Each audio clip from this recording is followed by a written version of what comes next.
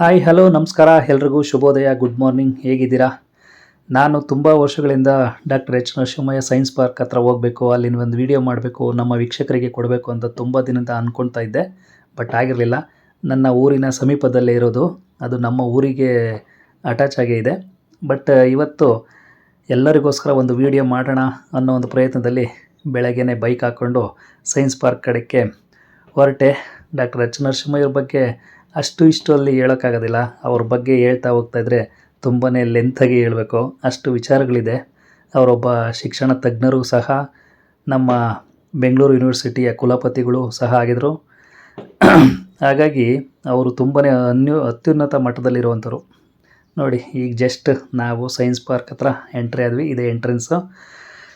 ಇಲ್ಲಿಂದ ನಾವು ಹಾಗೇನೇ ಜಸ್ಟ್ ಒಂದು ವೀಡಿಯೋನ ಕವರ್ ಮಾಡಿದೆ. ಯಾವ ಥರ ಬಿಲ್ಡ್ ಮಾಡಿದ್ದಾರೆ ಒಳಗೆಲ್ಲನೂ, ಇದೆಲ್ಲ ಮಕ್ಕಳು ಆಟ ಆಡೋದಕ್ಕೆ ಗ್ಯಾಲರಿ ಥರ ಮಾಡಿದ್ದಾರೆ.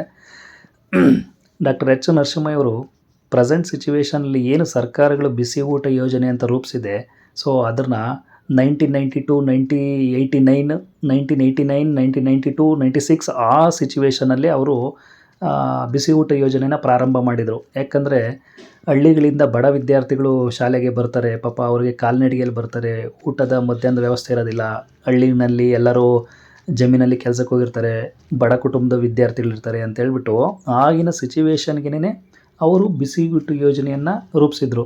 ಎಷ್ಟೋ ಲಕ್ಷಾಂತರ ವಿದ್ಯಾರ್ಥಿಗಳು ಆ ಒಂದು ಡಾಕ್ಟರ್ ಎಚ್ ನರಸಿಂಹಯ್ಯವರ ನ್ಯಾಷನಲ್ ಸ್ಕೂಲ್ ಹೈಸ್ಕೂಲಲ್ಲಿ ಓದಿ ಇವತ್ತು ಡಾಕ್ಟರೇಟ್ಗಳಾಗಿ ಪಡೆದಿದ್ದಾರೆ. ಡಾಕ್ಟರ್ಸು, ಇಂಜಿನಿಯರ್ಸು, ಒಳ್ಳೆ ಅತ್ಯುನ್ನತ ಉದ್ಯೋಗದಲ್ಲಿ ಅವರಿದ್ದಾರೆ. ನೋಡಿ, ಇವರೇ ಡಾಕ್ಟರ್ ಎಚ್ ನರಸಿಂಹಯ್ಯನವರು.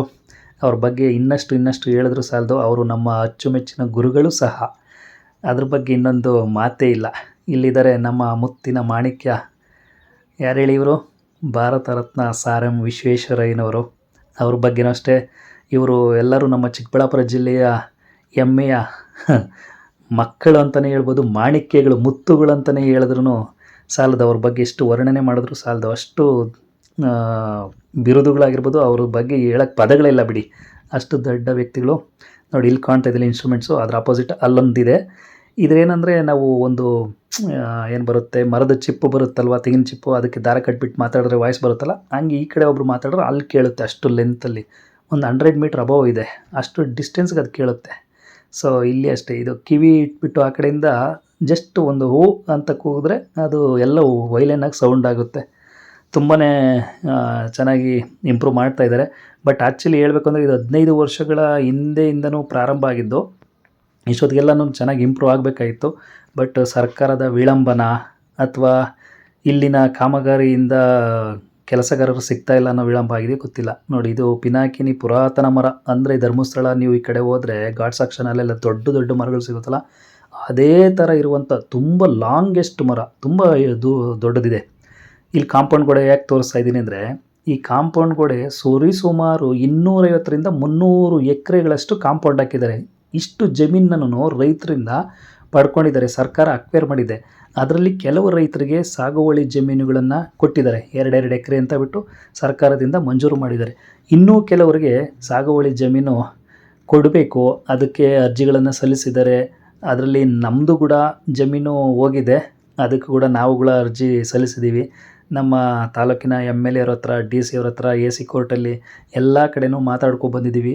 ಸದ್ಯದ ಪರಿಸ್ಥಿತಿಯಲ್ಲಿ ಅದು ಕೂಡ ಮಂಜೂರು ಮಾಡಿ ಎಲ್ಲ ರೈತರಿಗೂ ಯಾವುದೇ ಕಾರಣಕ್ಕೂ ಅಡೆತಡೆ ಆಗದಿದ್ದಂಗೆ, ಮೋಸ ಆಗದಿದ್ದಂಗೆ, ತೊಂದರೆ ಆಗದಿದ್ದಂಗೆ ನಿಮಗೆ ನಯನಾಜಕ್ಕಾಗಿ ಅದೇನು ನಾವು ಸರ್ಕಾರದಿಂದ ನಿಮಗೆ ಸವಲತ್ತುಗಳು ಕೊಡಬೇಕು, ಅದಕ್ಕೆ ಪಾಣಿ ಆಗಿರ್ಬೋದು ಅಥವಾ ನಿಮ್ಮ ಹಕ್ಕುಪತ್ರ ಆಗಿರ್ಬೋದು, ಎಲ್ಲವನ್ನು ನಾವು ಕೊಡ್ತೀವಿ ಅಂತ ಹೇಳ್ಬಿಟ್ಟು ಸರ್ಕಾರದಿಂದ ಅಲ್ಲಿ ನಮ್ಮ ತಾಲೂಕಿನ ಮಾಜಿ MLA ಅವರಾದಂತಹ ಶಿವಶಂಕರ್ ರೆಡ್ಡಿ ಸರ್ ಆಗಿರ್ಬೋದು ಅಥವಾ ಪುಟ್ಟಸ್ವಾಮಿ ಗೌಡರು ಪ್ರೆಸೆಂಟ್ MLA ಆಗಿರ್ಬೋದು ಹೇಳಿದ್ದಾರೆ. ಸೊ ನೋಡಿ, ಇಲ್ಲಿ ಕಾಣ್ತಾ ಇದೆಯಲ್ಲ, ಇದು ಸೂರ್ಯ ಮತ್ತು 9 ಗ್ರಹಗಳು. ಇದು ಭೂಮಿ ಸೈಜು 0.92 ಏನೋ ಇದೆ. ಇಲ್ಲಿ ಮಾರ್ಚ್ ಮಂಗಳ ಸೈಜ್ 48% ಆಫ್ ಸನ್ ಗಾತ್ರ, ಅಂದರೆ ಸೂರ್ಯನಿಗಿನ್ನ ಸೈಜು 0.48 ಇದೆ ಸೂರ್ಯನ ಗಾತ್ರದಲ್ಲಿ. ಹಾಗೆ ಜುಪಿಟರ್ ಗುರು ಇದೇನೋ ಎಲ್ಲ ಅಡ್ಸೋಗ್ಬಿಟ್ಟಿದೆ, ಏನೂ ಕಾಣ್ತಾ ಇಲ್ಲ. ಸ್ಕೂಲಲ್ಲೆಲ್ಲ ಓದಿರೋ ನೆನಪು. ಶನಿ ಇದು ಸೂರ್ಯನಿಗೆ ಕಂಪೇರ್ ಮಾಡಿದ್ರೆ 8.7 ಪರ್ಸೆಂಟಷ್ಟು ಗಾತ್ರ ಇದೆ. ಇದು ಬಂದು ಯುರೇನಸ್ 3.7 ಆಫ್ ಸನ್, ಸೂರ್ಯನಿಗೆ ಕಂಪೇರ್ ಮಾಡಿದ್ರೆ 3.7 ಅಷ್ಟು ಇದೆ. ಇದು ನೆಪ್ಚೂನು 3.6 ಆಫ್ ಸನ್, ಸೂರ್ಯನಿಗೆ ಕಂಪೇರ್ ಮಾಡಿದ್ರೆ 3.6 ಅಷ್ಟು ಗಾತ್ರ ಇದೆ. ಇನ್ನು ಇಲ್ಲಿ ಬಂದರೆ ಬುಧ, ಇದು 0.35 ಆಫ್ ಸನ್, ಅಂದರೆ ಸೂರ್ಯನಲ್ಲಿ ಶೇಕಡ 0.35 ಭಾಗ ಇದೆ. ಇನ್ನು ಶುಕ್ರ ಸೈಜ್ ಬಂದು 0.87 ಆಫ್ ಸನ್ನು, ಅಂದರೆ ಸೂರ್ಯನಲ್ಲಿ 0.87 ಅಷ್ಟಿದೆ.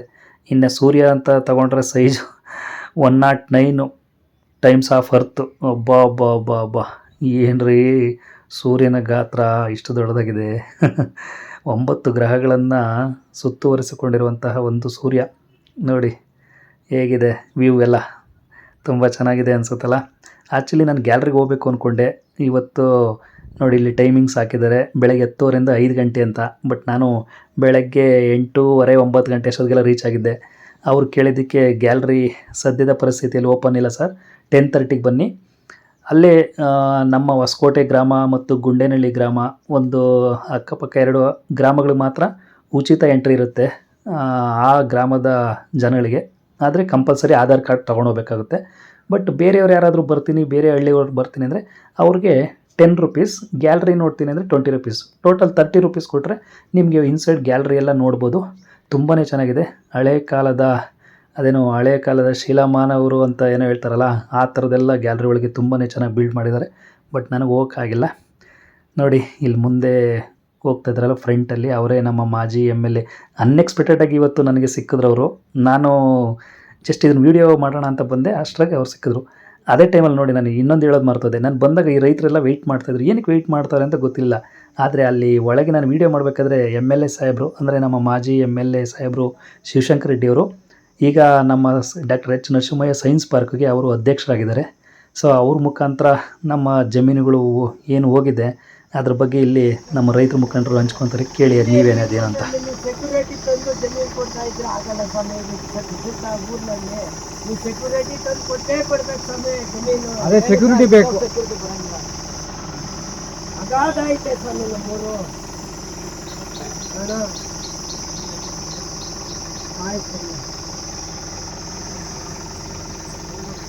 ನಮ್ಮ ರೈತರು ಅಲ್ಲಿ ಕೇಳ್ತಾ ಇರೋದು, ನಮಗೆ ಆದಷ್ಟು ಬೇಗ ಭೂಮಿನ ಮಂಜೂರಾತಿ ಮಾಡಿಕೊಡಿ ಸ್ವಾಮಿ, ನಾವು ಆ ಭೂಮಿನೇ ನಂಬಿಕೊಂಡು ಜೀವನ ಮಾಡ್ತಾ ಇರುವಂಥ ಬಡ ರೈತರ ಕುಟುಂಬದವ್ರು ನಮಗೆ ಅದು ಬಿಟ್ಟರೆ ಬೇರೆ ಏನೂ ಇಲ್ಲ ನಮಗೆ ಅಂತ ಶಿವಶಂಕರ್ ರೆಡ್ಡಿ ಸರ್ ಹತ್ರ ಕೇಳ್ಕೊಳ್ತಾಯಿದ್ರು.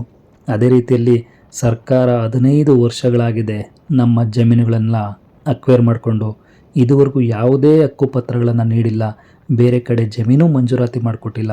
ಆದಷ್ಟು ಬೇಗ ನಿಮ್ಮ ಕಡೆಯಿಂದ ಮಾಡಿಸ್ಕೊಡಿ ಅಂತ ಆ ರೈತರು ಬೇಡಬೇಕಾದ್ರೆ ಅವರ ಕಣ್ಣಂಚಲಿ ಆ ಕಣ್ಣೀರು ನೋಡಿ ನನಗೆ ಸ್ವಲ್ಪ ಬೇಜಾರಾಯಿತು. ಸೊ ಏನು ಮಾಡೋಕ್ಕಾಗುತ್ತೆ. ಅದೇ ರೀತಿಯಲ್ಲಿ ನಮ್ಮ MLA ಸಾಹೇಬರು ಕೂಡ ಶಿವಶಂಕರ್ ರೆಡ್ಡಿಯವರು, ಆಯಿತು ಆದಷ್ಟು ಬೇಗ ನಿಮ್ಮ ಈ ಒಂದು ಕಷ್ಟಗಳು ಪರಿಹಾರ ಸಿಗುತ್ತೆ, ನಿಮಗೆ ಜಮೀನಿನ ಹಕ್ಕುಪತ್ರಗಳನ್ನು ಕೊಡಿಸುವ ಜವಾಬ್ದಾರಿ ನನ್ನದು, ನಿಮಗೆ ಉಳುಮೆ ಮಾಡೋಕ್ಕೆ ಅವಕಾಶವೂ ಸಿಗುತ್ತೆ, ನಿಮ್ಮ ಭೂಮಿನ ನಿಮಗೆ ದಕ್ಕಿಸ್ಕೊಡ್ತೀನಿ, ಹೊರಗಡೆ ಆದಷ್ಟು ನಿಮಗೆಲ್ಲ 2 ಎಕರೆ ಜಮೀನು ಮಂಜೂರಾತಿ ಮಾಡಿಕೊಟ್ಟು ನಿಮಗೆ ಹಕ್ಕುಪತ್ರನ ಕೊಡ್ತೀನಿ ಅಂತ ಒಂದು ಭರವಸೆ ಕೂಡ ನಮ್ಮ ರೈತರಿಗೆ ಕೊಟ್ಟಿದ್ದಾರೆ. ಅದು ನಮ್ಮ ರೈತರಿಗೆ ಖುಷಿ ತಂದಿರುವ ವಿಚಾರ ಅಂತಲೇ ಹೇಳ್ಬೋದು. ಸೊ ಇದು ಇವತ್ತಿನ ವಿಡಿಯೋ ಆಗಿತ್ತು. ನಿಮ್ಗೆ ಇಷ್ಟ ಆಗಿದ್ದರೆ ಲೈಕ್ ಮಾಡಿ, ಶೇರ್ ಮಾಡಿ, ಕಾಮೆಂಟ್ ಮಾಡಿ. ಬಾಯ್.